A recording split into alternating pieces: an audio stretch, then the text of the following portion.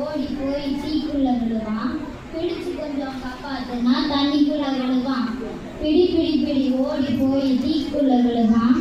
பிடிச்சு கொஞ்சம் காப்பாத்துனா தண்ணிக்குள்ள விழுவான்.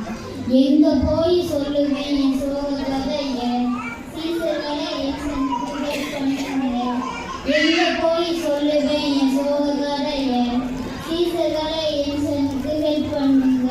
வாங்க வாங்க எல்லாரும் வாங்க, எனக்கு ஒரே ஒரு பையன் இருக்கான். அவனை பற்றி தான் நான் பாடுறேன். கீழையும் தண்ணீரையும் மாறி மாறி விட முயற்சி செய்வான். அவனை உயிரோட காப்பாற்றுறது எப்படின்னு யோசிச்சுட்டேன். அப்பதான் இயேசுவும் அவருடைய சீசர்களும் வந்திருக்காங்கன்னு கேள்விப்பட்டு வந்தேன்.